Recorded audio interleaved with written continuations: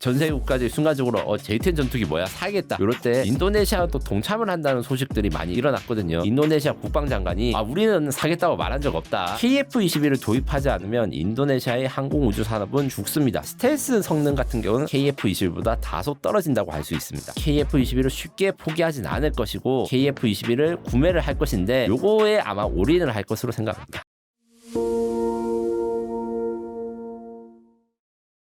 여러분 안녕하세요. 김정호의 경제TV, 오늘은 이 방위산업 문제 아주 전문가를 모시고 말씀을 들어보려고 합니다. 요즘에 APEC 회의가 끝나고 나서 이 방위산업이 상당히 중요한 이슈로 떠올랐잖아요. 특히 핵 추진 잠수함이라든가 또 인도네시아 대통령하고의 KF-21 관련된 그런 이야기들도 등장하고 그랬는데, 이 분야 최고 전문가 김민석 기자님 모시고 말씀 들어보겠습니다. 김민석 기자님 어서 오십시오. 네, 안녕하세요. 네, 저희 시청자 여러분께 인사 좀 드려주시죠. 네, 안녕하세요. 저는 에비에이션 위크 한국 특파원 김민석입니다. 방금 최고 전문가라고 말씀해 주셨는데, 최고 전문가라기보다는 최고의 전문가분들을 많이 만나 뵙고 배우는 사람이라고 생각하시면 됩니다. 주로 K방산, 대한민국 방위산업과 국제 지정학 관련된 유튜브라든가 아니면 기자 취재를 하고 있고, 올해부터는 K방산에 투자라는 우리나라 방위산업 입문서를 출판해서 독자 여러분들에게 선보이고 있습니다. 네, 감사합니다. 에비에이션 위크는 어느 나라 저널인가요? 네, 미국의 워싱턴에 본사를 둔 항공우주 전문지로 1912년부터 이제 지금까지 출판되고 있는 겁니다. 원래는 뭐 기구 같은 게 중심이었다고 하는데 처음 했을 때는. 그래서 70년 넘는 역사 기간 동안 미국에서 제일 오래된 항공우주 전문지, 아마도 이제 세계에서 제일 오래된 걸로 팔 수 있는데, 주로 이제 K방산 소식이나 대한민국 항공우주 관련된 소식을 제가 영어로 소개해드리고 있습니다. 와, 영어로 기사를 쓰십니까? 요즘 뭐 다들 기술이 발달했지 않습니까? 그래도요. 그래도 그 번역한 게 틀릴 수도 있을 텐데 번역기들이 그거 다 잡아내셔야 되니 대단하십니다. 핵심은 외국인들이 모르는 소식을 제가 알려드려야지 제 자리가 유지됩니다. 예, 와주셔서 감사합니다. 그냥 오늘 핵 잠수함 이야기, 핵 추진 잠수함 이야기부터 말씀을 좀 해주셨으면 하는데요.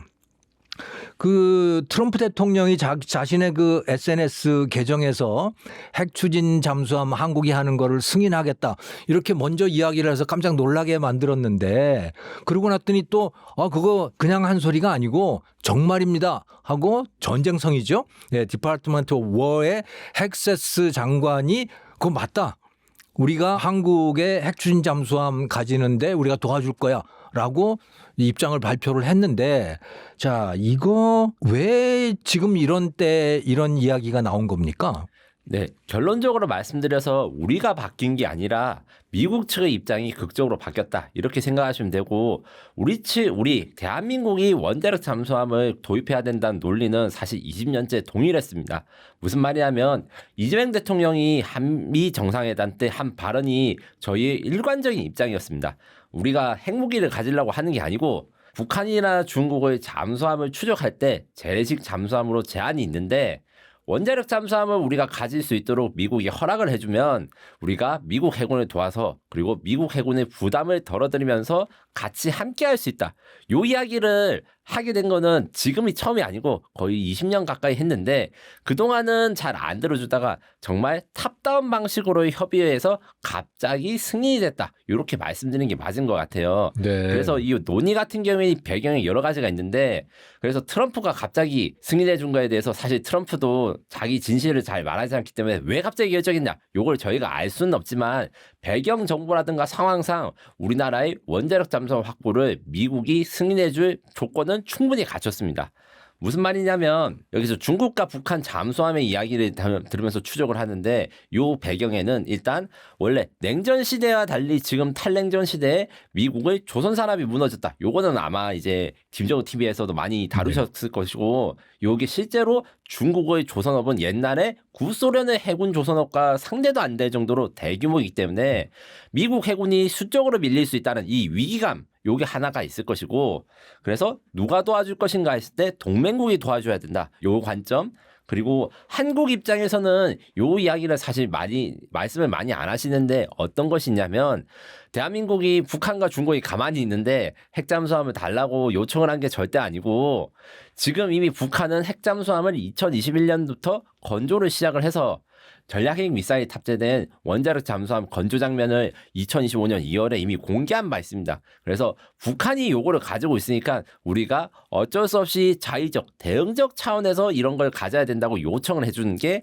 정상들끼리 탑다운 대화로 극적으로 타결됐다. 이렇게 정리할 수 있는 것이죠. 아, 그런데 원래부터 그 김영삼 정부 때부터 또 노무현 정부 때도 아주 적극적으로 추진했고 우리가 핵잠수함을 가지려고 추진을 했었잖아요. 네, 맞습니다. 그런데 미국이 반대를 해왔던 거죠. 네, 일관적이고 그리고 공식적으로 반대를 해왔었고 여기서 잠깐 이제 역사를 또 정리하자면 원래 이제 김영삼 정부 때는 본격적으로 우리가 잠수함을 만들 기술력 이런 게 충분하지 않아서 잠수함을 만든다기보다는 핵잠수함 설계도나 요런 것들을 그 구소련이 붕괴되고 난 다음에 러시아에서 좀 구하려고 했었고 노무현 정부 때 362 사업단이라 해서 원자로 설계와 그다음에 함선 설계를 기초 설계라는 거는 이제 집을 짓는다고 생각했을 때 대략적으로 평수는 몇 개고 방은 몇 개를 해야 되고 위치는 어디에 잡아야겠다. 요 정도의 설계까지 하다가 이제 여론에 노출되고 그다음에 미국의 반발 그리고 그 당시에 무슨 사건이 있었냐면 IAEA가 한국에 좀 사찰을 온 적이 있었어요. 그 레이저를 사용한 그 원자력 실험을 한 게 플루톤 합성을 했다는 그 의혹이 있어가지고 그런 여러 가지 악재가 겹쳐서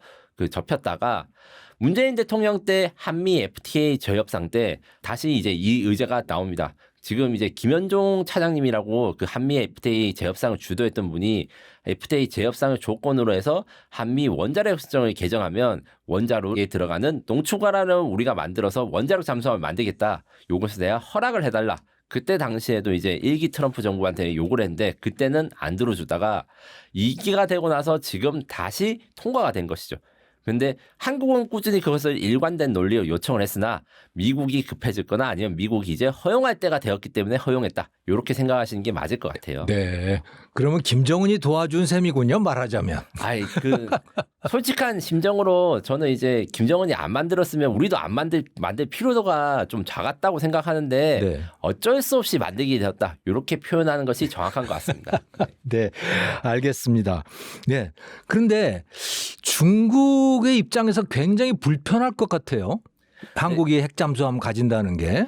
네, 그렇습니다. 이게 두 가지 측면에서 봐야 되는데 일단 중국의 한국의 핵잠수함을 지금 뭐 반대하거나 방해하지 못한다는 게 일단 제일 큰 문제고 그 이번에 한미 정상회담 외에 한중 정상회담도 있지 않았습니까? 그때 공식적으로 원자력 잠수함 보유에 대한 중국의 의견이 유의한다, 반대한다가 아니라 아, 네가 그렇게 하지 잘 지켜보겠다. 핵 확산을 잘 막아라. 이렇게 이야기를 했던 거는 앞서 말한 대로 북한이 원자력 잠수함을 우리보다 먼저 만들고 그걸서 공개를 했기 때문에 어떤 의미에서 보면 중국과 러시아가 한국을 막을 명분이 없었던 거예요. 특히 25년 9월에 이제 국내 언론에 소개된 소식을 보면 러시아가 그 북한한테 우크라이나 전쟁 파병 대가로 원자로 혹은 원자로 관련 기술을 넘겨줘서 핵잠수함 건조가 빨리 될 수 있다. 이런 보도가 나왔거든요.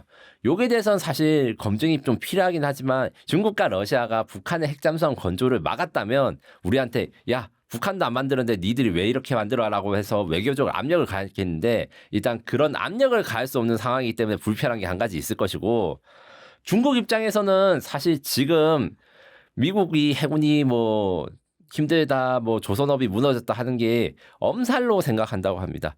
왜냐하면 여전히 중국과 미국의 해군력 격차는 약 3배 정도 되고 다만 중국이 연간 찍어내는 신형 군함의 건조 속도가 미국보다 3배에서 4배 정도 빠르기 때문에 이 격차가 점점 줄어들다. 요게 정확한 팩트이기 때문에 여기서 일단 한국이 만들게 되면 미국은 조선 산업이 좀 쇠퇴한 게 그냥 쇠퇴한 게 뿐만 아니라 일정과 납기, 가격을 지키지 못하고 있어요. 근데 한국이 만들면 일정과 납기, 가격을 지키니까 전력화가 더 잘 되는 것은 물론이고 여기다가 이제 중국이 좀 제일 걱정하는 게 저는 하나 있습니다. 요게 이제 중국이 걱정한다고 말하면 또 이 어떤 분들은 네가 그걸 어떻게 하냐 이러는데 중국 입장에서 굉장히 치명적인 게 바로 트럼프가 SNS 트루스 소셜에서 한국의 원잠의 건조를 승인한다 했을 때 그냥 승인한다는 게 아니라 필리 조선소에서 건조한다. 요 말을 했잖아요. 이 말은 즉슨 한국의 마스가 프로젝트가 미국의 해군력 증강에 직접적으로 개입하게 된 겁니다. 그래서 필리 조선소에서 원자력 잠수함을 지금 건조하지 않았지 확정은 되지 않았으나 적어도 미국이 해군력을 더 강화시킬 수 있게 하는 걸 한국이 도와주게 된 것이죠. 이게 사실 중국으로서는 가장 큰 골칫거리다. 이렇게 정리할 수 있어요. 중국이 마스가 프로젝트를 방해하지는 않을까요? 이미 방해를 하고 있다고 생각하고 있고요. 아마 이제 뉴스 기사를 보셨다면 알겠지만 하나오션과 하나오션의 계열사 5군데 내서 중국이 독자 제재를 발표했다가 지금 이제 한중 정상회담에서 요게 대해서 이제 정상들과 협의로 일단 잠정 중단 혹은 연기를 이야기를 하고 있는데 이 태도가 어떻게 바뀔지 사실 모르고 제가 중국 입장이라면 그래서 마스가 프로젝트를 방해하기 위해서 노력할 수밖에 없다. 그들의 전략적 이익과 핵심적으로 연관되어 있기 때문에 이렇게 말씀드릴 수 있습니다. 아, 그렇군요. 중국이 참 골치가 아프겠네요. 그냥 그렇다고 뭐 하지 말란 소리도 딱 내놓고 하기는 참 불편하고. 네, 중국이 하지 말라고 내놓을 수 있는 딱 한 가지 방법이 있습니다.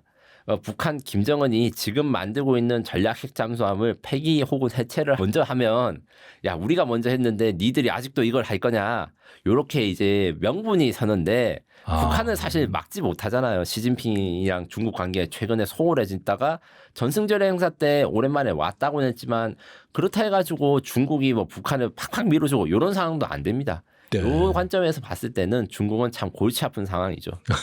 그렇군요. 그런데 요즘에 이 잠수함 비즈니스가 굉장히 뜨는 것 같아요.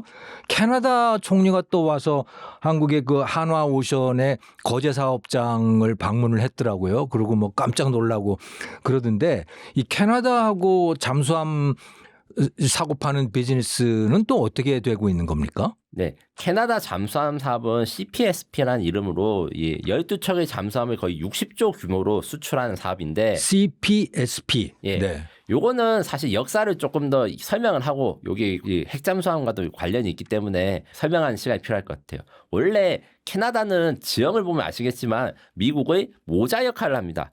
그 캐나다의 영해라고 할 수 있는 북극해에 러시아 핵잠수함이 정말 많이 다니거든요. 아, 예, 거기서 원래 이제 사실 핵미사일을 쏩니다. 북극에서 제일 많이. 그렇군요. 그래서 1980년대부터 미국은 캐나다한테 야, 니네 바다 좀 니네들이 좀 지켜.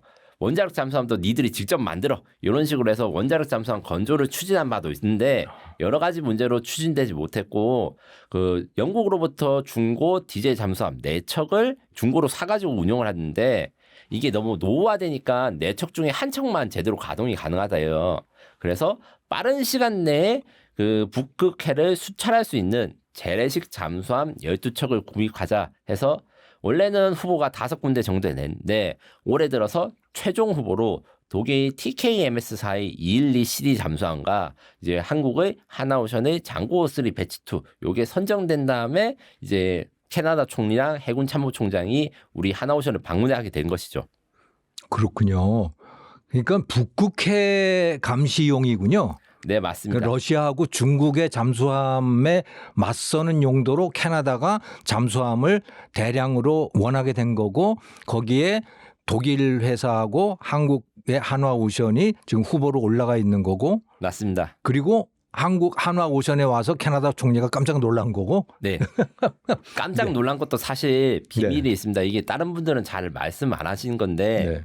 최종 후보가 지금 제가 독일과 한국이라고 말씀드렸잖아요. 사실 캐나다 총리는 한국의 하나오션 방문을 먼저 한 게 아니고 독일에 먼저 갔다 왔어요. 아. 예. 캐나다의 CTV라는 데서 이게 대해서 간단하게 기사를 내온 게 유튜브로도 올라와서 제가 봤는데 어떤 일이 있었냐면 캐나다 총리가 독일을 방문했을 때는 그 독일이 완성된 잠수함이 없어서 만드는 장면만 보여주고 요게 지금 완성돼서 이제 실전에 배치될 것이다. 그리고 TKMS라는 독일 잠수함에서 사장이 그 캐나다 TV랑 인터뷰를 하는데 일정과 비용은 캐나다 측의 요구 조건에 맞춰줄 수 있다.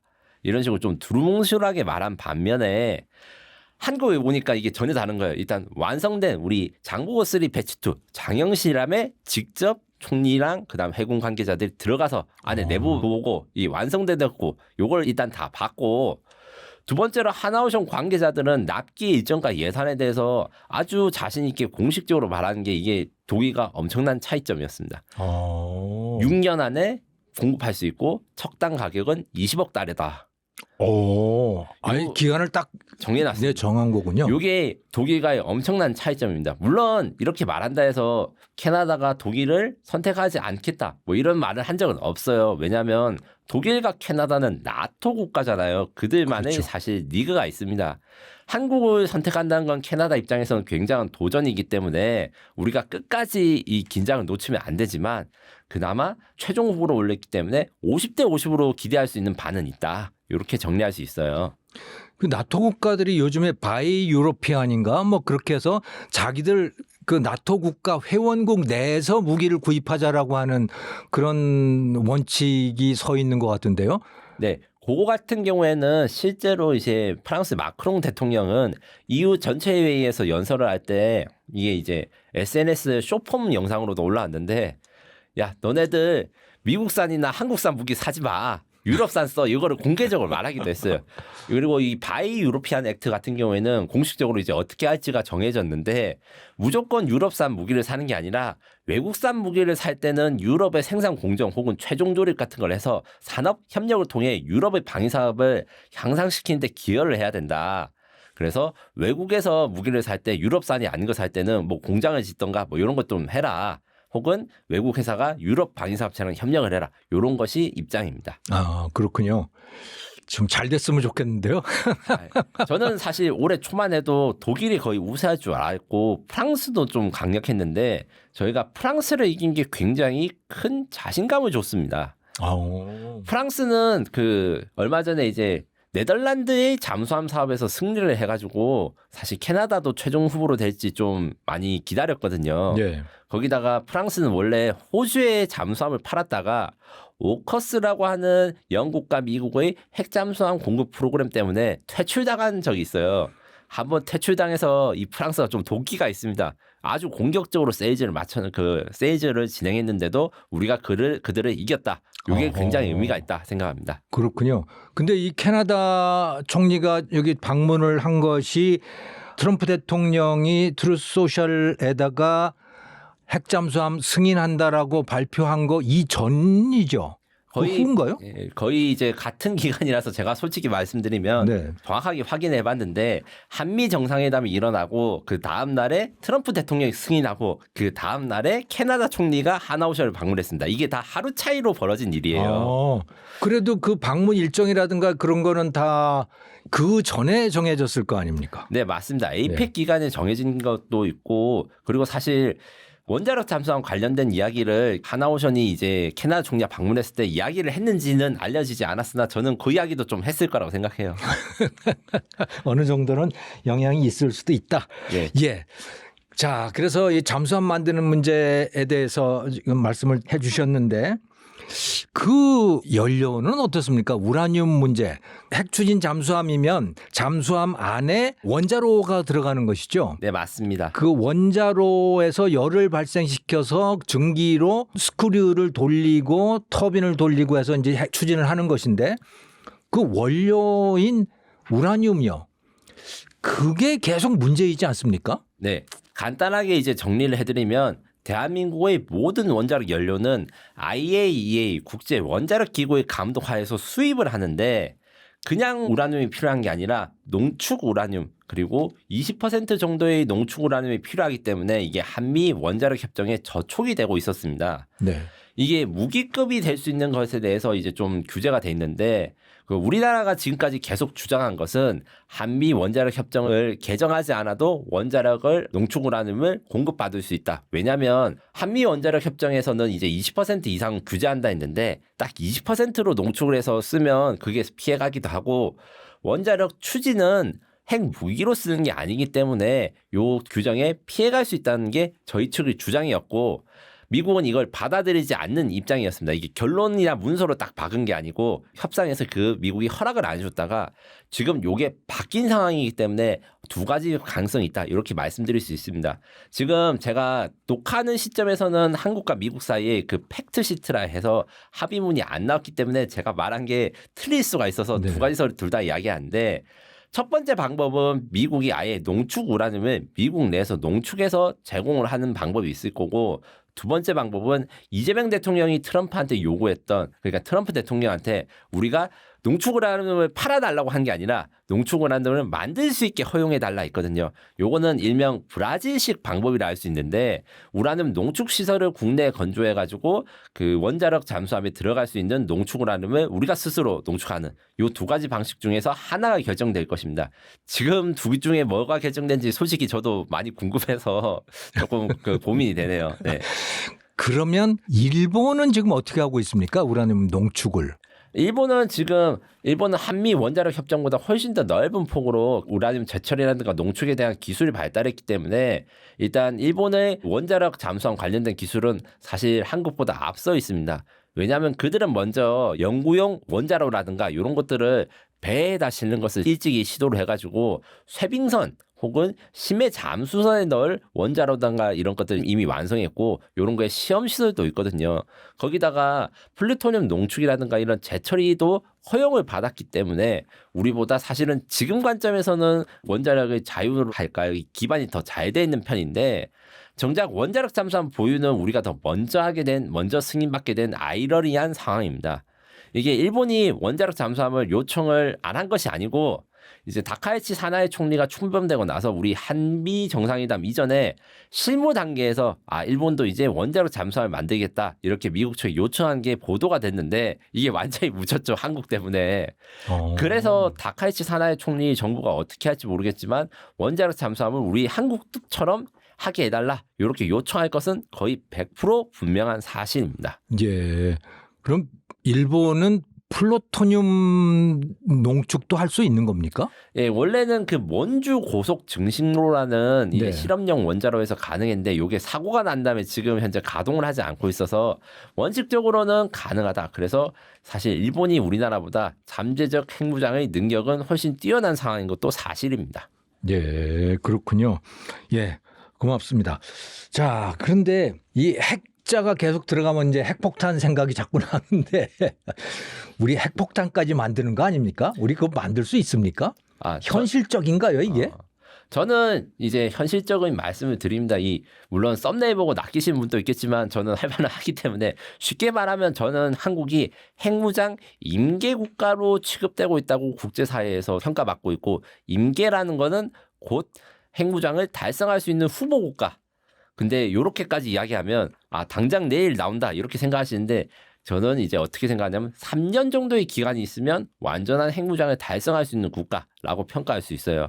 그러니까 기술적으로 그렇다는 말이죠. 네, 그렇습니다. 이게 기술적으로 이제 3년이 걸린다고 하면 이제 아니다 6개월이면 된다 3개월이면 된다 이렇게 하시는 분도 있어서 제가 이렇게 생각하는 이유는 핵폭탄이 그냥 핵물질을 다 조립하고 이렇게 만드는 것뿐만 아니라 무기로서의 완성도를 갖춰야 되는 그 기술 개발도 필요하기 때문에 그것까지 감안할 때 3년이라는 시간이 걸리고 그리고 3년이 엄청 길다 이렇게 생각하시는 분도 많은데 전 세계 나라 중에서 3년 안에 핵무장할 수 있는 국가는 정말 10군데도 안 되는 손에 꼽을 수 있는 나라라고 생각하시면 됩니다. 이게 일반인들이 생각하는 타임스케일과 국방 분야의 타임스케일이 좀 달라요. 1년 안에 됩니다 하면 이제 초고속으로 되고 뭐 이런 겁니다. 그렇군요. 그렇군요. 근데 핵무장을 했을 때 이제 벌어지게 되는 경제적 파장이라든가 외교적 파장이라든가 그런 거 얘기는 이제 그건 배제하고 네, 맞습니다. 기술적으로 할 수 있다면 3년에 할 수 있다는 그런 말씀이시죠? 네, 맞습니다. 다만 이제 우리나라가 다른 잠재적 핵무장국과 크게 다른 이슈는 운반체를 기술을 완비했다는 겁니다. 특히 일본이 제가 아까 전에 일본이 안타깝지만 원자력 주권을 우리보다 더 네. 많이 확보했다 이렇게 말씀드렸는데 일본이 확보하지 못한 거는 운반 체계에 대한 주권입니다. 옛날에는 뭐 일본이 우주 로켓도 쓰니까 그거를 ICBM으로 바꿔서 이제 핵미사일로 바꿀 수 있다 이렇게 했는데 그것도 사실 우리가 비슷한 걸 만들어 보니까 무기로 쓰는 로켓과 그다음에 우주 개발에 쓰는 로켓은 발사 준비라든가 신뢰성, 시간 같은 게 많이 차이가 나서 무기를 만들어 본 사람인 이걸 안다. 일본이 못 만들어 봤으니까 자기네들 우주 로켓에 핵미사일 넣으면 되겠지 이렇게 생각을 했던 것 같고, 특히 일본은 이제 잠수함 발사 탄도미사일이라든가 장거리 탄도미사일 이런 것들에서 일절 지금 없다가 올해부터 고속 활공탄이라고 하는 신형 탄도미사일을 이제 개발이 완료가 되기 때문에 한국보다 이 탄도미사일 그다음에 SLBM 기술은 약 10년 정도 늦춰져 있다 이렇게 생각하시면 돼요. 그 관점에서 우리나라는 운반 체계를 갖춘 핵무장 임계국이고, 이제 핵탄두를 만드는 데는 이제 일본보다는 느리게 갈 수 있겠지만 전력하는 일본보다 빠를 수도 있다. 왜냐하면 운반 체계를 만드는 데 걸리는 시간이 핵물질을 합성하거나 핵폭탄을 제조하는 시간보다 훨씬 더 길거든요. 잠수함이라든가 미사일을 개발하고 설계하는 것들 말이죠. 그렇군요. 네. 좋은 말씀, 아주 현실적인 말씀을 많이 해주셔서 좀 큰 그림이 잘 그려졌습니다. 자, 이번에는 비행기 얘기를 좀 해볼까요? 네. 이 APEC 정상회담 때 이제 이재명 대통령이 인도네시아 대통령하고 정상회담을 했는데 아주 재밌는 현장이 생겨났어요. 그러니까 이재명 대통령이 우리가 만들고 있는 KF-21이라고 하는 4.5세대의 초음속기 이야기를 꺼냈잖아요. 근데 그랬더니 갑자기 인도네시아 대통령이 당황을 해서는 야, 이거 보도하지 말고 이거 비공개로 하자라고 말을 했을 정도로 뭔가 좀 공개할 수 없는 상황이 있었던 것 같아요. 네, 그렇습니다. 이게 무슨 사정입니까? 이 KF-21이. 네, 우선 공개된 내용부터 먼저 말씀드리면 인도네시아랑 한국 정상회담에서 이재명 대통령은 별말 안 했어요. 진짜 딱 어떻게 말했냐면 KF-21은 한국과 인도네시아의 협력의 상징이다. 앞으로 잘해보자 정도만 이야기를 하고 나머지는 그 인도네시아 대통령 프라보를 칭찬한 걸로 다 도배를 했거든요. 네. 지지율이 80%니까 대단하십니다. 뭐 이런 식으로 해가지고 좋은 말만 했는데 네. 프라보 대통령이 뭔가 자기가 찔린 게 있는지 말씀하는 대로 당황을 하면서 KF-21 프로젝트는 경제 상황, 가격 및 자금 조달 방안을 한국 정부랑 지금까지 협의하고 있고, 자세한 내용은 이 기자들이 있는데 기자들 없는 데서 좀 했으면 좋겠다 하고 나머지 내용은 비공개로 전환됐어요. 네. 그리고 비공개 회담이 끝나고 난 다음에 한국, 인도네시아 정상회담 선언문이 공개되고 양국 대통령이 악수하면서 이제 선언문을 공유했는데, 거기에서 KF-21에 대한 직접적인 내용을 얻고 방위 협력을 계속한다. 그래서 KF-21의 돈을 갚겠다, 뭐 안 갚겠다, 뭐 이런 이야기는 되지 않았기 때문에 언뜻 보면 이게 결국 교착 상태인가 이렇게 볼 수 있지만 제 관점은 다릅니다. 왜 다르냐면 저 같은 기자들이 우리나라에만 있는 게 아니라 여러 나라에 있지 않겠습니까? 특히 에비에이션 위크 소속의 인도네시아 특파원분도 계시고 다른 군사 전문지 분들이랑도 제가 이메일로 인터뷰를 하는데, 인도네시아 언론인이 저한테 이야기를 했어요. 야, 우리나라 대통령 에이펙에 가는데 그때 좀 단도리를 해라. 단도리라는 게 뭔 말이냐면 한국 정부가 우리 인도네시아 대통령 수비안토한테 교육을 좀 시켜가지고 KF-21 재협상 KF-21 프로그램 진행 의지를 확고하게 도장을 찍어야 된다. 그 이야기를 인도네시아 쪽에서 제가 들은 거예요. 네. 왜냐하면 이게 간단하게 상황을 설명해 드리자면 인도네시아 내에서 사실 KF-21을 한국과 같이 하는 것에 대해서 반대를 하는 분들이 있습니다. 이 잠깐 그 공동 프로젝트 이야기를 먼저 조금만 좀 부연 설명해 주실 수 있을까요? 네. KF-21은 원래 인도네시아가 한국이 8대 2의 개발비 지분으로 해가지고 공동 개발을 진행하고 그 대가로 인도네시아는 48대의 인도네시아 버전 KF-21을 현지에서 생산하는 것까지가 계약인데, 원래 2조 원 정도 납부해야 되는 금액을 2026년까지 2조 원을 납부해야 되는데 그걸 다 채우지 못해서 한국 정부에 재협상을 요청한 다음에 결정된 게 2026년까지 6천억 원을 납부하겠다. 요건 그리고 달성될 것 같아요. 그리고 남은 돈에 대해서는 26년 이후에 다시 협상하겠다. 여기 이제 깎아줬다고 생각하시는 분이 많은데 깎아준 게 아니고 일단 6천억부터 26년까지 낼게, 26년 이후에 나머지 돈을 어떻게 낼지 협상을 하자까지가 지금 결정된 내용이었거든요. 그러니까 약속을 뒤집은 거죠? 네. 인도네시아 측이 자금 부족을 이유로 요청을 했고, 그 와중에 뭐 인도네시아 KF-21 기술자 기밀 유출 뭐 이런 사건과 연결돼 가지고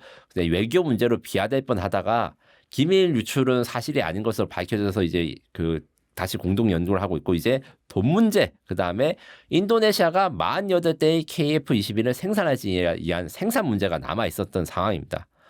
이 상황에서 제가 인도네시아 그 언론인들한테 인도네시아 사람이 자기 나라 대통령을 단도리를 해라 이렇게 해서 약간 이제 한국에서 취재를 해보니까 그 수비안토 대통령도 한국처럼 약간 탑다운 형식으로 협상한 걸 좋아하고 좀 단판에 짓고 싶었는데 그게 잘 안 된가 봐요. 한국이 허락해 주지 않았다. 기존에 우리 손해본 조건을 최대한 우리 이익을 다 관철하기 위해서 여러 가지 협상적인 내용이 멘트가 있었는데 그거를 인도네시아 대통령의 체면을 위해서 그것을 비공개로 했을 것이다. 라고 좀 추측이 되고요. 예. 실제로 인도네시아 대통령 수비안토는 원래 이제 29일 날 그러니까 방문을 하게 됐는데 하루 늦춰서 갑자기 일정이 하루 늦춰서 30일 날 밤 10시 김해공항에 내렸어요. 네.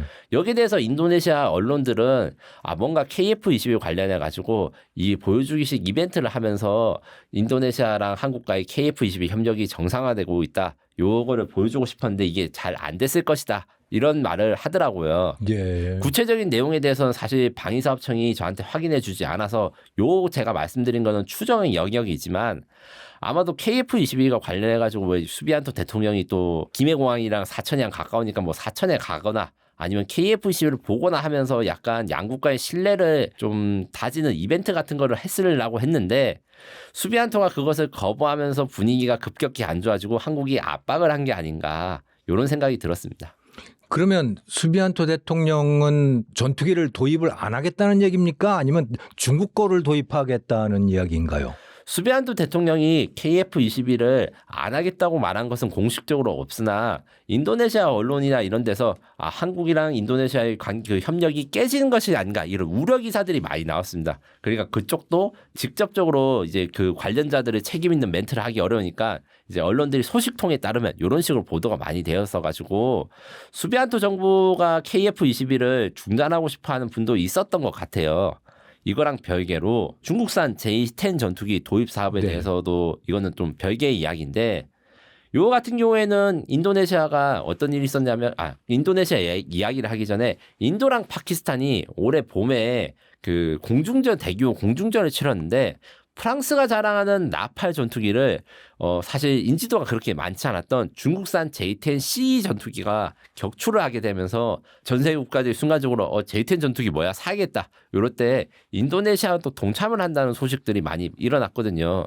그러니까 J-10C 중국제 전투기를 사겠다고 발표를 한 겁니까? 아닙니다. 관심이 있다고 발표를 했다가 이것도 참 묘한 게 인도네시아 한국 정상회담이 끝나고 난 다음에 인도네시아 국방장관이 우리는 사겠다고 말한 적 없다. 단순히 아이 쇼핑이다. 장바구니에 넣어놨다. 뭐 이런 식으로 표현을 해서 그 확정이 아닌데 확정적인 것처럼 언론에서 포장을 했다라고 자신의 과거 입장을 좀 수정했어요. 과거에는 진짜 살 것처럼 이야기를 했거든요. 줄다리기를 하는 모양이네요. 저는 이제 줄다리기 또 네. 이제 가능성이 있고 그리고 주변국들의 압박이 분명히 있었다라고 네. 생각합니다. 한국뿐만 아니라 인도네시아의 차세대 전투기 사업은 한국의 KF-21 그리고 프랑스의 라팔 그리고 튀르키예의 칸 그리고 미국의 F-15EX 이렇게 굉장히 많아요. 그래서 4개국의 전투기를 도입하는데 여기에 중국산까지 들어오면 일단 기존 고객들이 수주량이 줄어드는 게 그것도 문제지만 제가 앞서 말했던 J-10C가 주목받았던 이유 말씀드렸잖아요. 프랑스의 명품 전투기 라팔을 중국산 전투기가 격추시켰다. 네. 여기 프랑스 입장에서는 굉장히 굴욕적이고 요 서력을 해야 되는데 프랑스는 어떻게 생각하고 있냐면 라팔 전투기 정보가 중국한테 넘어간 거 아니냐 이렇게 의심을 하는 분들이 좀 있거든요. 그래서 전술에 반영을 했다. 네, 맞습니다. 네. 그런데 라팔 전투기를 이미 인도네시아가 구매를 했는데 중국산 전투기를 같이 사면 어떻게 되느냐. 또 이게 기밀이 넘어갈 수 있는 거예요. 네. 그래서 우리뿐만 아니라 프랑스나 미국, 튀르키예들도 J-10을 사지 말라고 압박을 가했을 가능성이 매우 높습니다. 예. 성능은 어떻습니까? KF-21하고 J-10하고 비교를 하면. 예. 전투기의 성능은 1세대부터 5세대까지 구별을 하는데 이거는 2차 세계대전 이후부터 Z 전투기를 기준으로 1세대 그리고 지금의 최신의 전투기로 5세대라 합니다. 그중에서 KF-21과 J-10C는 둘 다 4.5세대라고 분류를 하는데 왜 4.5세대냐면 4세대의 특징과 5세대의 특징을 섞어서 있고 그 핵심에는 A사 레이더라고 하는 이제 적을 탐지하는 레이더가 첨단 기술을 적용했는지 요 여부입니다. J10C는 그 부분에서 KF-22가 동등한 수준의 A사 레이더를 갖추게 돼 있고 그 관점에서는 좀 다소 위협적이나 비행 성능이나 무장 능력, 기동성, 그 다음에 스텔스 성능 같은 경우는 KF-21보다 다소 떨어진다고 할 수 있습니다. 그렇군요. 그러면 앞으로 인도네시아가 KF-22를 사갈까요? 그리고 그들이 원래 내기로 했던 2조 원을 부담을 할까요? 저는 사실 사갈 것이라 생각을 하고 사가게 될 때 그 인도네시아가 얻는 막대한 이익이 있기 때문에 프라보나 프라보 정부가 뭐 한국을 싫어한다는 걸 싫어한다고 치더라도 그 한국과 협력해서 얻는 이익을 포기하기 힘들다 이렇게 말씀드리고 있습니다. 네. 무슨 말이냐면 KF-21을 도입하지 않으면 인도네시아의 항공우주 산업은 죽습니다. 간단하게 인도네시아의 항공우주 산업에 대해서 설명드리자면 한국보다 먼저 우리나라 항공기 개발이라든가 이런 거에 좀 관심을 가졌어요. 왜냐하면 인도네시아가 섬이 많잖아요. 그래서 일찍이 항공우주 산업에 투자를 많이 해가지고 인도네시아가 스페인으로부터 CN235라는 수송기를 기술을 이전받아서 생산하고 그걸 우리나라가 사기도 했거든요. 그랬는데 현재 전투기를 사는 건 많아도 인도네시아가 그 전투기를 현지에서 생산하거나 아니면 그 인도네시아 자체 항공 우주 산업을 발전시키는 프로젝트는 KF-21밖에 없습니다. 그래서 KF-21을 48대 인도네시아 현지 생산이 되지 않으면 인도네시아가 지금껏 수십 년 동안 투자해온 인도네시아의 항공우주 산업 기반 자체가 흔들릴 수 있어요. 예. 그걸 감안했을 때 KF-21을 쉽게 포기하진 않을 것이고 KF-21을 구매를 할 것인데 개발비 같은 경우에는 아직도 이제 디스카운트를 하려는 노력을 계속할 것이다. 우리는 사실 가장 큰 목표는 인도네시아가 48대의 KF-21을 도입해서 첫 수출 레코드를 기록하는 게 중요하고 비행기를 파는 게 무엇보다 중요하기 때문에 개발비는 사실 앞으로 좀 협상을 할 것이고 핵심은 인도네시아가 48대 비행기를 사느냐 이게 본계약이라 할 수 있죠. 요거에 아마 올인을 할 것으로 생각합니다. 예. 그러니까 개발비는 어떻게 좀 묻어가고 싶고 돈을 안 내고 싶고 비행기만 가져가고 싶다. 뭐 이런 속셈? 네, 맞습니다. 그거 말고도 이제 인도네시아가 한국에 요구하고 있는 뭐 기술 이전이라든가 혹은 이제 생산 캐퍼빌리티 그러니까 한국이 좀 분담을 해가지고 생산해서 자기 항공산업을 키우고 싶다 이런 여러 가지 조건이 있는데 그 모든 조건은 우리나라한테 제대로 된 대가를 주고 난 다음에나 가능할 것입니다. 그렇겠지요. 그런데 또 좀 다른 질문입니다만은 인도네시아는 왜 그렇게 많은 전투기가 필요합니까? 적이 누구예요? 기본적으로 인도네시아는 비동맹 국가이고 중국을 가상적으로 둔다고 하지만 이건 사실이 아니고 중국, 호주, 주변국들을 전부 다 적으로 두고 있다. 왜냐하면 모든 나라의 동맹은 그 어떤 나라의 동맹도 아니기 때문입니다. 그럼 호주도 적입니까? 가상적으로 호주는 그렇게 생각하고 있어요. 다만 이제 우리나라랑 정말 체제가 다른 게 인도네시아는 기본적으로 1960년대부터 비동맹 노선을 채택했기 때문에 예. 뭐 미국이랑도 친하고 중국이랑도 친하고 러시아도 친하고 이런 것이 수십 년째 이 입장을 견지하고 있어요. 이게 약간 중립국이라고 볼 수 있는데 문제는 전투기가 왜 이렇게 많이 필요하나? 전투기가 필요한 건 맞는데 이 여러 가지 종류로 한 것에는 비밀이 있습니다. 기본적으로 인도네시아는 지금도 GDP가 좀 높고 뭐 인구도 많으니까 자기들은 이제 이슬람에서 상당히 알아준다 이렇게 말씀을 하세요. 하지만 인도네시아의 그 산업 거버넌스, 정부 구조는 그렇게 발달되지 않았기 때문에 무기 도입 예산의 대부분은 차관에 의존합니다. 그래서 그 뭐 KF-21을 안 사고 다른 전투기를 샀는데 현금 주고 산다 뭐 이렇게 항의를 하신 분이 있는데 다 현금 주고 안 사고요. 다만 KF-21을 인도네시아에서 파는 거는 우리나라가 생산한 걸 파는 게 아니라 인도네시아가 현지 생산해서 구매를 한 거기 때문에 그것을 빚을 내달라고 하면 뭐 내줄 수는 있지만 낼수록 자기네들 손해죠. 왜냐하면 프랑스제 전투기 살 때는 프랑스제 은행에 가가지고 그 전투기 살 돈을 꿔고 그러거든요. 네. 그렇기 때문에 그 전투기 구매하는 종류가 많아진 게 그 관점에 있습니다. 그렇군요. 네. 네. 근데 이 KF-21은 아직 실전에 배치되지 않았죠? 네, KF-21은 크게 3단계로 구분되는데 그 중에서 블록 1이라고 하는 이제 공대공 무장 능력이 2026년부터 실전 배치가 된다 이렇게 생각하시면 됩니다. 그리고 공대지 기능이 가진 블록 2가 2027년부터 시작되고 블록 3라고 하는 성능 개량형은 아직 계획을 세우고 있어서 소요가 확정된 것은 아닙니다. 그래서 네. 블록 2까지 가면 완전히 공대공과 공대지를 할 수 있는 멀티롤 전투기라고 하는 이 전문 용어로 이제 다목적 전투기가 되는 것이죠. 그러면 아직 우리나라 군대에 실전 배치가 안 돼 있는데 그걸 수출을 하려면 현물을 보여줘야 될 거 아닙니까? 네. 그 우리나라 실제 군대에는 언제부터 배치가 되는 건가요? 네, 2026년부터 배치가 된다고 생각하시면 되는데 이미 사실 우리 잠재 고객들한테 이 KF-21을 보여주고 있습니다.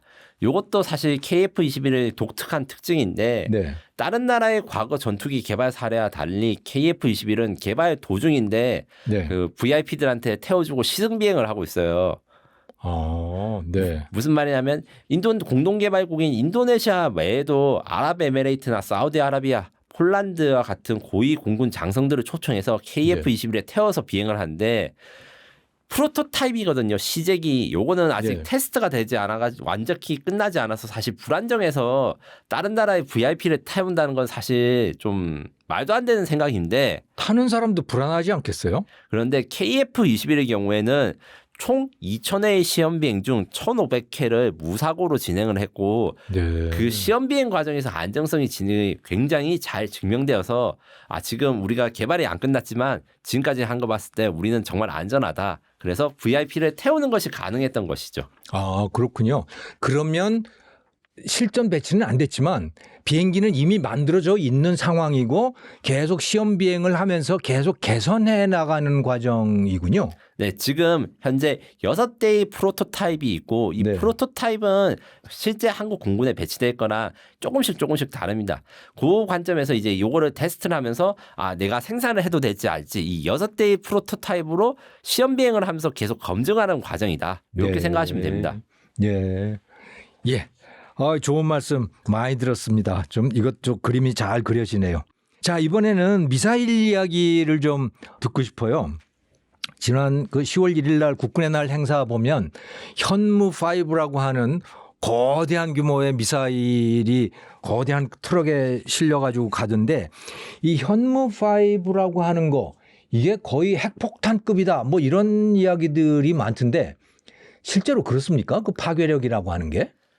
물론 또 이거는 또 썸네일에 낚여서 오신 분들이 있겠지만 솔직하게 팩트를 말씀드리면 핵폭탄 수준의 기능을 가진 것은 맞다. 즉 관통력 측면에서 B-61이라 불리는 미국의 전술핵 폭탄의 지하 관통력과 비슷한 100m 이상의 관통력을 가졌다 해서 핵무기급 관통력을 가진 미사일이다. 그것이 현무5라고 처음에 소개를 했는데 여기 설명이 너무 기니까 앞부분 다 떼고 파괴력이 핵무기급이다. 이렇게 오해가 좀 퍼져 있는데 관통력이라고 하면 땅을 뚫고 들어가는 걸 말씀하시는 건가요? 네, 땅을 뚫고 들어가서 얼마나 깊이 있는 적을 파괴할 수 있는지 요 능력은 전술핵과 거의 비견될 만하다. 이렇게 표현을 했는데 너무 길잖아요. 유튜브에서 이 앞발이 다 잘리니까 그래서 핵무기랑 비슷하다. 요것만 남겨야 됩니다. 그래서 현실적으로 정확하게 팩트를 말씀드리면 8톤 탄두 현무의 파괴력 그러니까 지상의 지면에서 폭발했을 때 몇 미터까지 이제 핵무기 정도의 그 폭발 압력을 가질 수 있냐 했을 때 50m 이하입니다. 이것을 감안했을 때 히로시마나 나카사키에 떨어진 핵폭탄 지금 기준으로는 그게 전술핵 폭탄으로 약 20킬로톤 정도 되거든요. 20킬로톤이요. 예. 그러니까 2만 톤인 거죠? 네, 맞습니다.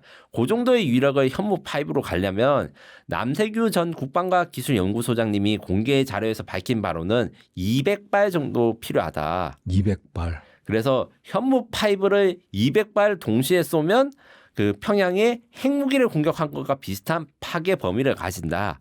이렇게 말씀드린 것들이 와전이 조금 됐죠. 네. 그래서 그 200발이란 게 그 어떤 분들은 또 200발이면 이제 폭격량이 8톤이니까 1600톤밖에 안 되거든요. 근데 어떻게 2만 톤이랑 같냐 하는데 물리 법칙을 생각하면 파괴 반경은 R의 세제곱이기 때문에 이 빈 공간이 있어요. 그래서 반경으로 치면 지상 표면을 공격하는 걸로 치면 훨씬 작은 양 그러니까 이 양으로도 전술핵을 피기 반경 범위랑 비슷하게 되는 것이죠. 그러니까 핵무기급이라고 하는 거는 땅 속을 파고 들어가는 그 파괴력 그거는 핵무기급이다. 그런데 지상에서 얼마나 넓은 면적을 파괴하느냐라고 하는 거는 그거는 한 200분의 1 그 정도 수준이다. 네, 맞습니다. 그렇게 이해를 하면 되겠군요. 네, 정확합니다. 예, 이제 큰 그림이 그려집니다. 그런데 그 얼마 전에 트럼프 대통령이 명령을 해서 이란의 핵시설을 공격을 했잖아요. 네, 거기에서도 땅속을 뚫고 들어갔던 것 같은데 그 미사일이 이게 현무5하고 비슷한 건가요? 네, 대체로 비슷합니다. GBU-57이라는 미사일은 아니고 유도 폭탄인데 요거는 현무5보다 훨씬 무겁지만 속도가 이제 현무5보다 좀 느린 상태로 적을 그 지하를 뚫고 간다. 그래서 그럼 잠깐만요. 예, 미사일하고 유도 폭탄. 폭탄 이게 두 개가 다른 건가요? 네, 원래는 폭탄은 유도 장비가 아예 없는 것을 폭탄, 무유도 폭탄이라고 유도 장비가 달렸으면 이거는 유도탄, 미사일이라고 불렸는데 네. 1990년대 이후 이 경기가 매우 희미해져서 유도 폭탄, 유도 로켓, 미사일, 드론 요것들이 전문가인 제가 볼 때랑 구별이 되지 일반인이 보기에는 똑같이 보이는 게 있습니다. 근데 GBU-57 같은 경우에는 추진 기간이 달리지 않아 가지고 날개를 사용해서 떨어질 때 정확한 표적으로 날리는 그래서 유도 폭탄이라는 표현을 합니다. 일종의 글라이더 비슷한 뭐 그런 거군요. 네, 맞습니다. 네. 네.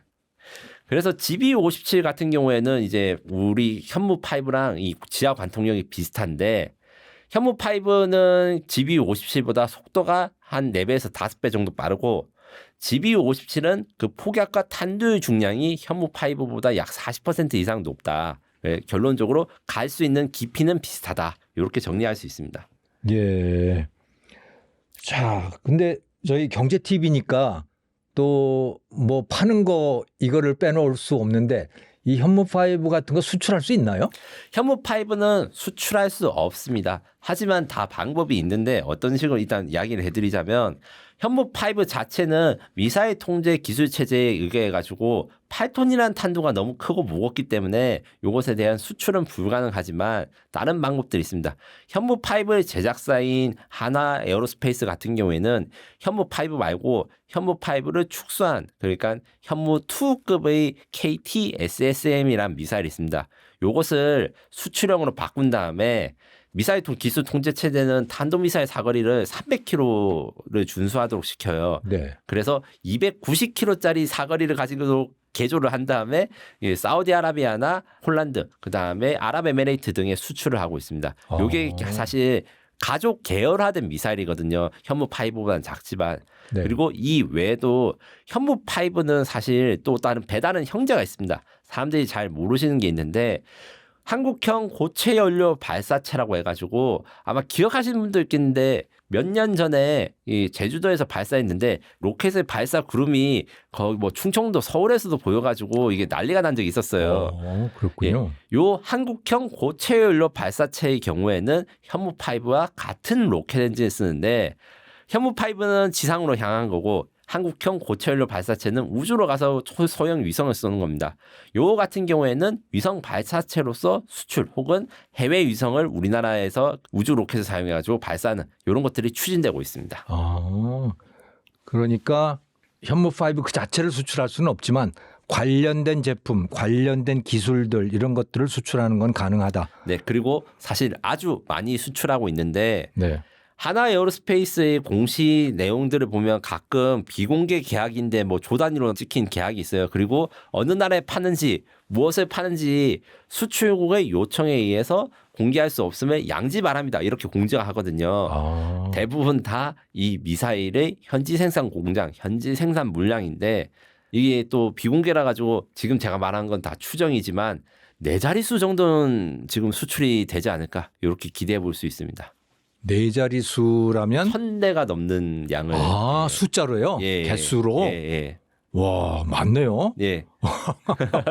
그러니까 방산 수출에 가려져 있는 부분들이 굉장히 많을 것 같네요. 그러고 보니까. 특히 대형 무기 도입 계약의 경우에는 그 무기가 사인한 당사자분들이 자기가 약간 죽음의 무기상을 보이거나 아니면 주변국들을 위협하는 걸로 보이는 거를 좀 꺼려하시는 분들이 있어요. 그래서 취재를 할 때 이 방산 전문 기자들이 좀 고충이 있는데 열심히 취재해가지고 보도를 해도 이건 엠바고 문제가 있기 때문에 기사를 내려달라 하면 사실 대승적인 것 때문에 내려줄 수밖에 없어요. 예. 실제로 방산 수출에서 어떤 일이 있었냐면 과거에 중동의 모 국가가 우리나라 초음속 훈련기에 대해서 수출 계약을 맺으려는데 그 직전에 국내 언론에서 보도가 되니까 상대방은 한국이 신의를 지키지 않는다고 격분하면서 계약을 취소하고 이탈리아제로 갈아치운 경험이 있습니다. 이렇게 이게 수출이 무기 수출이나 이런 게 하면 중요하고 저는 이제 보도를 하고 싶은데 가끔 그렇게 까탈스러운 고객님들이 계세요. 그렇군요. 그렇군요. 그런데 추가적으로 하나 더 여쭤보면요. 그렇게 비공개로 수출입을 했을 때 그 금액은 우리 수출입 금액에 그대로 잡히는 건가요? 아니면 네, 그것도 빠집니까? 네, 잡히는 겁니다. 이게 비공개로 요청하는 것들은 일단 니들 매출에는 상관이 없는데 내가 산 것만 좀 숨겨달라 이런 식으로 됐기 때문에 매출액에는 그대로 다 잡힌다. 네, 그래서 제가 아까 전에 말씀드린 것처럼 한국 방위사업체들의 그 상장사들의 그 공고 중에서 비공개 고객으로부터 주문이 왔다 이렇게 표현하는 게 우리가 매출에 포함이 돼 있는데 이게 뭔지는 밝히지 못해. 이런 것들이 상당히 많다. 이렇게 그렇군요. 생각하시면 될 겁니다. 그러면 우리가 뭐 그 방산 수출액 200억 달러 뭐 이렇게 나왔을 때 그 금액은 믿을 수 있다는 거죠? 네, 맞습니다. 네. 그리고 이제 금액에서 숨겨지는 이런 것들 같은 경우에는 아예 방위 사업으로 취급되지 않는데 그 방위 사업에 넓게 보면 방위 사업으로 취급될 수 있는 뭐 위성 영상이라든가 네. 나중에 이제 우주 개발이라든가 이런 거 우주 산업이 발달하게 되면 요 네. 방위 사업 수출에 잡히진 않는데 사실은 방산 기업이 제작한 물자라든가 이런 게 있을 가능성이 있는데 네. 아직은 거의 그런 것은 없습니다. 예.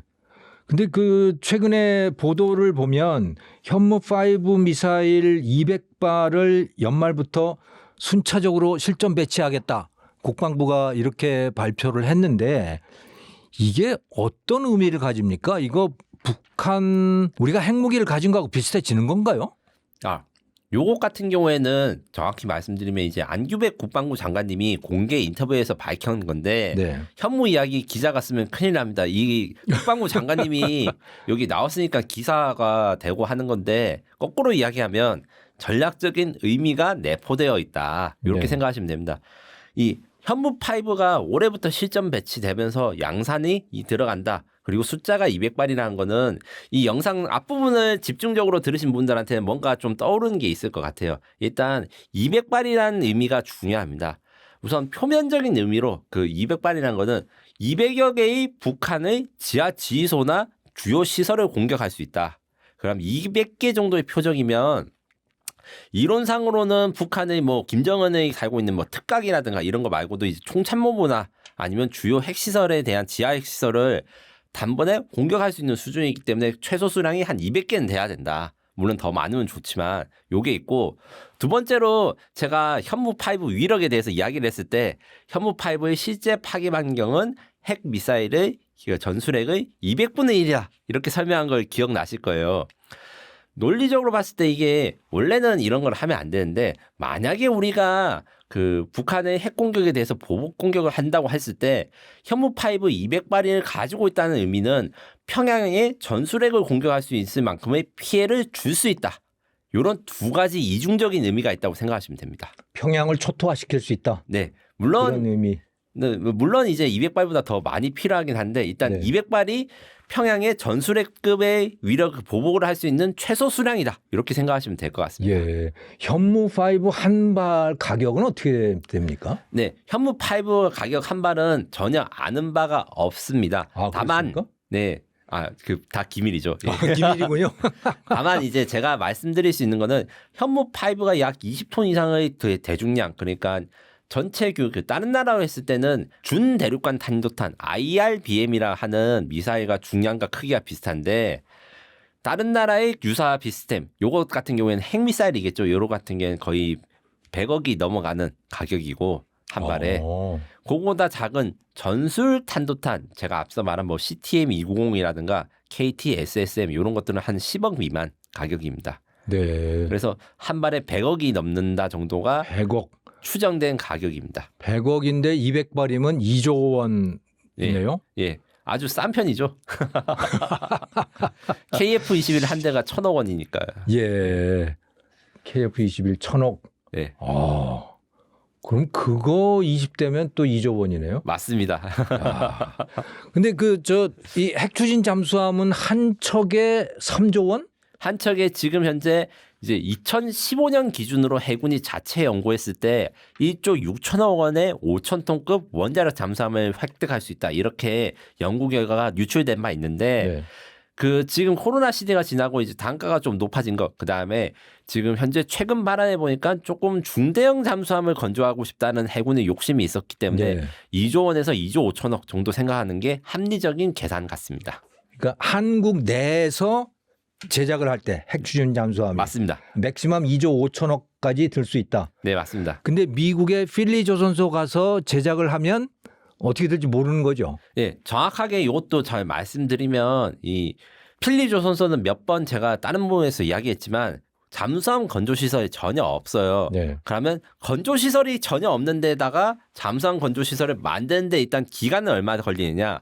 HD 현대중공업이 2000년에 처음 이제 잠수함 사업을 시작했을 때를 생각해 보면 현대중공업이 2000년에 처음 잠수함 사업을 따낸 다음에 해군에 자기들이 만든 잠수함 시설을 건설하고 거기서 잠수함을 만들어서 해군에 인도하기까지 딱 10년이 걸렸어요. 그리고 비용이 그때 당시 이제 몇 천억 원 정도 들었는데 사실 디젤 잠수함 맞습니다. 거죠? 하지만 이 시설 같은 경우에는 핵 잠수함도 건조할 수 있는 시설로 원자로 핵연료 충전 부분을 제외한 모든 부분이 가능하도록 만들어져 있거든요. 우리가 그런 경험이 있으니까 필리 조선소에도 이론상 우리나라 기술자들과 우리나라 장비로만 투입한다면야 10년 안에 원자로 핵연료를 넣는 설비 제외하고 잠수함을 만드는 도크랑 잠수함 시설은 다 만들 수 있다. 다만 이제 원자로에 핵연료를 넣는 설비 요걸 우리가 해보지 않았기 때문에 그거 만드는 시간이라든가 장소 요런 게 리스크가 있다 정도로 생각하시면 됩니다. 예, 그렇군요. 재밌습니다. 근데 현무 1부터 시작했습니까? 1, 2, 3, 4, 5 이렇게 나간 거예요? 네, 맞습니다. 현무 시리즈에 대해서 일단 먼저 간단하게 역사를 정리해 보자면 1970년대 백곰이라는 미사일이 우리나라 지대지 미사일 시초였습니다. 네. 박정희 대통령이 앉아서 쏘는 거 보는 거 사진 봤어요. 네. 맞습니다. 그거 보시면 이야기해봤는데 그게 백곰이 된 것도 미사일을 하얀색으로 칠해가지고 별명으로 불렸던 게 지금 이제 정착된 건데 백곰 미사일의 경우에는 우리가 이제 미사일 설계를 어떻게 할 수가 없어서 우리나라가 보유하고 있던 지대공 미사일인 라이키 허큘레스를 개조해서 원래는 항공기를 쏴서 떨어뜨려야 되는데 그거를 땅으로 박아서 쏠 수 있게 만든 게 시초고 그거를 좀 더 2차 버전에서는 완전히 새로운 미사일을 개발하려고 국방과학연구소가 추진을 했으나 이게 박정희 대통령이 시해되고 난 다음에 전두환 정권 때 국방과학연구소를 축소하는 과정에서 이게 취소가 되고 아웅산 테러가 벌어지고 난 다음에 다시 국방과학연구소에서 미사일을 개발했어요. 근데 그때 빠르게 평양에 대한 보복 전력을 만들어야 되기 때문에 백곰 미사일의 디자인을 변경시켜가지고 만든 게 최초의 현무1입니다. 요게 180km 정도 사거리를 가지고 있고 그리고 현무2는 현무2 ABC가 있는데 현무2 같은 경우에는 현무랑 전혀 다르게 처음부터 탄도미사일로 설계되고 그다음에 러시아나 동구권의 기술들이 조금 들어가서 러시아의 이스칸데르 미사일과 사실 좀 디자인이 비슷합니다.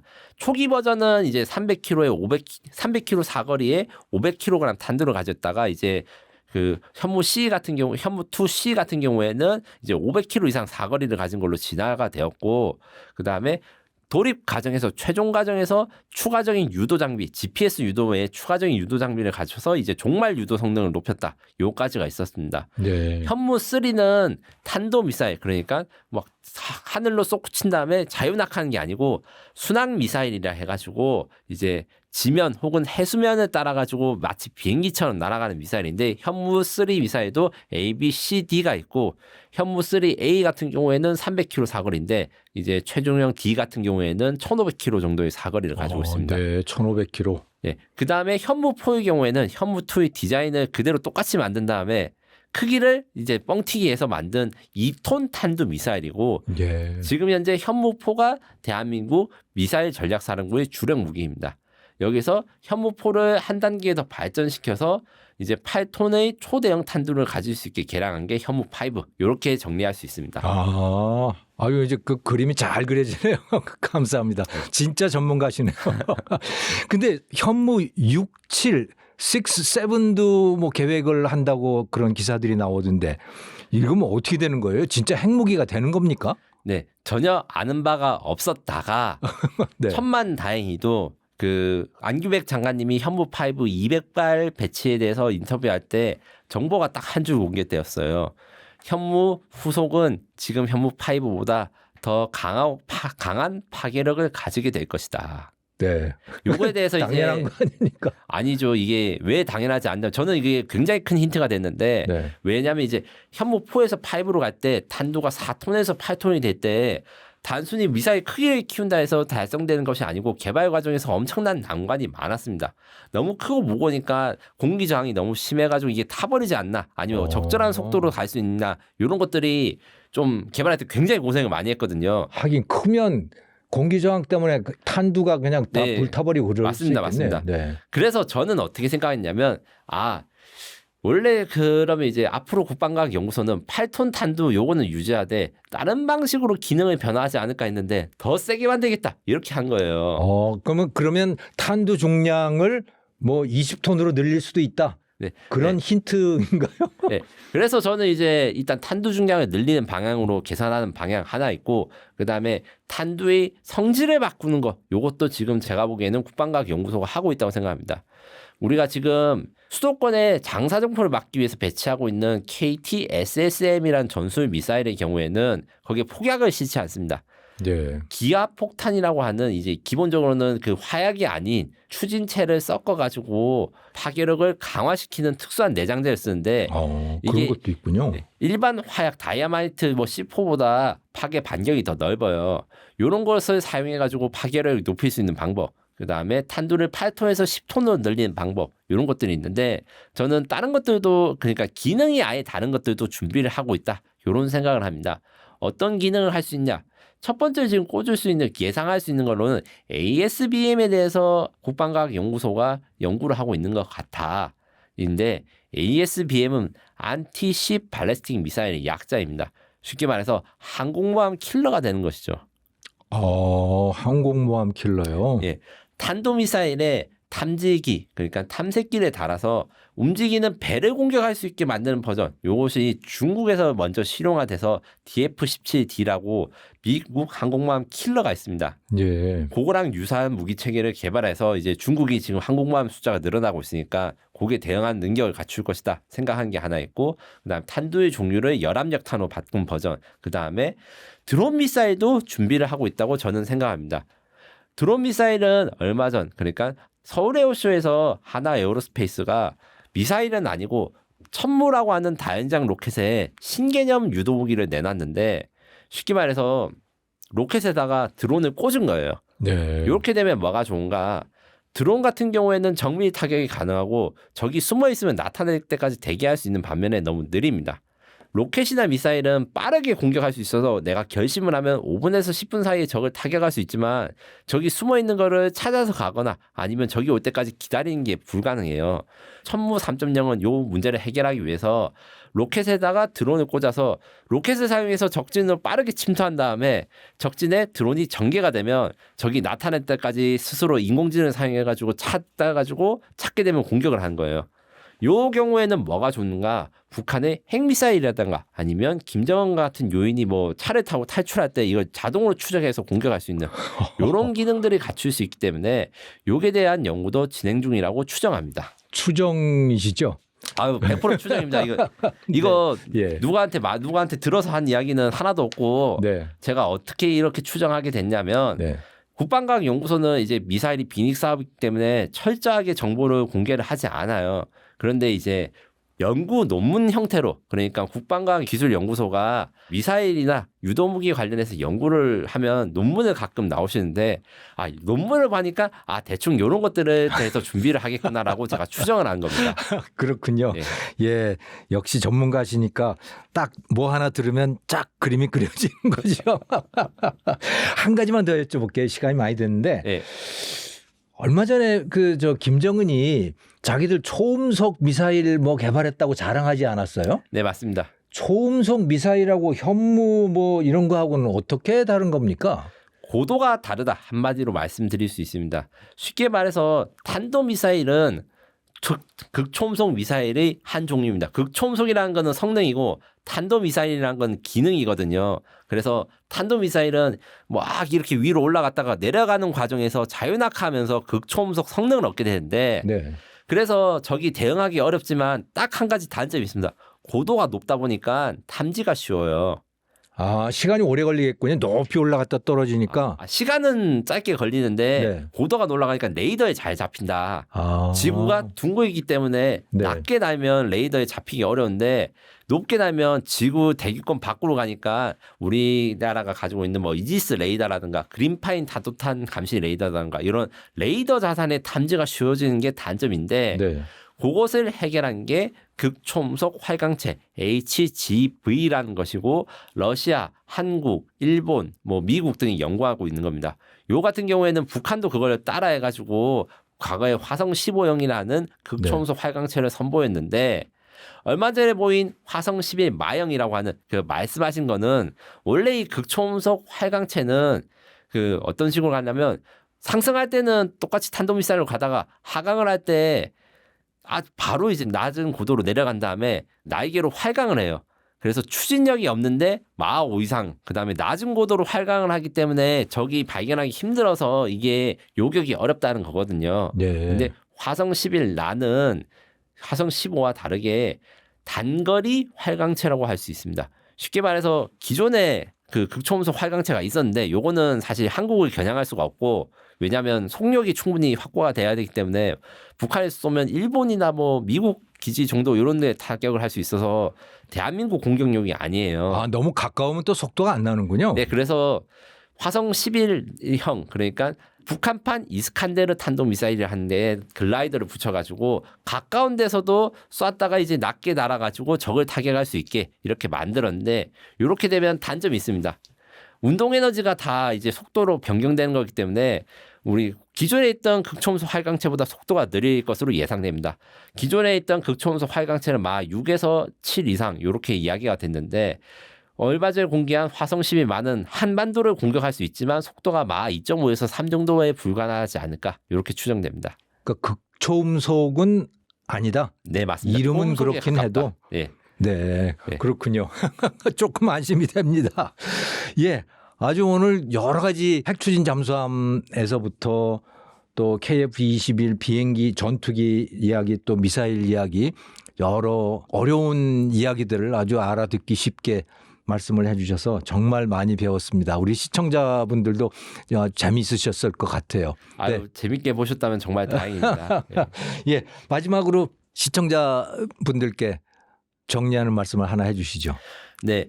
K 방위 사업은 이제 과거에 비교했을 때 정말 상점벽해를 이루었다 할 정도로 엄청난 발전을 가지고 저 역시도 이제 굉장히 자랑스러워하고 있습니다. 반면에 이제 K 방위 사업이 너무 유명해지고 잘 나가다 보니까 이제 앞으로 우리 경쟁자들이 방위하는 것만 남았어요. 뭐 유럽이 방위 사업을 부활시키고 있고 미국도 그렇게 호락호락하지 않은 상황입니다.